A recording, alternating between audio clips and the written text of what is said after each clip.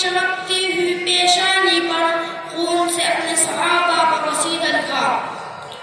آج ختم قرآن کے موقع پر ایک عظیم الشان تقریب منعقد ہو رہی ہے۔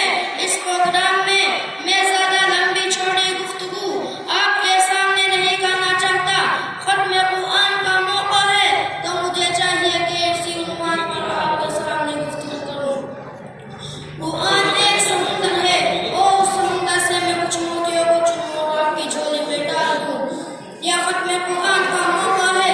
قرآن اور صاحب قرآن یہ دونوں علیحدہ موضوع ہے۔ اگر میں یہ کہوں کہ دونوں ایک ہی ہے تو اس میں کلام نہیں۔ قرآن بھی وہی ہے اور صاحب قرآن بھی وہی ہے۔ فرق کیا ہے؟ فرق یہ ہے کہ قرآن متن ہے، نبی تشریح ہے۔ قرآن اجمال ہے، نبی تفصیل ہے۔ قرآن کتاب میں اللہ کا کلام ہے، محمد چلتا پھرتا اللہ کا کلام ہے۔ قرآن بے مثال کیوں؟ اس لیے جس پیغمبر پر اترا وہ پیغمبر بے مثال۔ قرآن لازوال ہے، جس نبی پر اترا وہ نبی لازوال ہے۔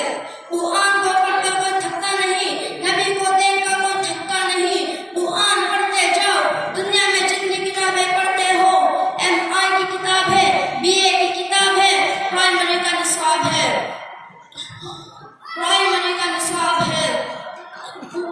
ایک آدمی کہتا ہے ایک تیسری جماعت کی کتاب میں نے پڑھی ہوئی ہے، جب تو پڑھ لیتا ہے اس کو واپس کر دیتا ہے، اس کو دوبارہ کیوں نہیں پڑھتا؟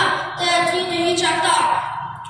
دنیا کی کوئی کتاب دوبارہ تو نہیں پڑھتا، سابانہ نہیں پڑھتا۔ ایک ہی ایسی کتاب ہے جس کا پہلی مرتبہ بھی وہی مزہ، دوسری مرتبہ بھی وہی مزہ، تیسری مرتبہ بھی وہی مزہ، اور 40 مرتبہ پڑھے پھر بھی مزہ وہی ہے، اور ساری رات پڑھے مزہ وہی ہے۔ وَآخِرُ دَعْوَانَا أَنِ الْحَمْدُ لِلَّهِ رَبِّ الْعَالَمِينَ۔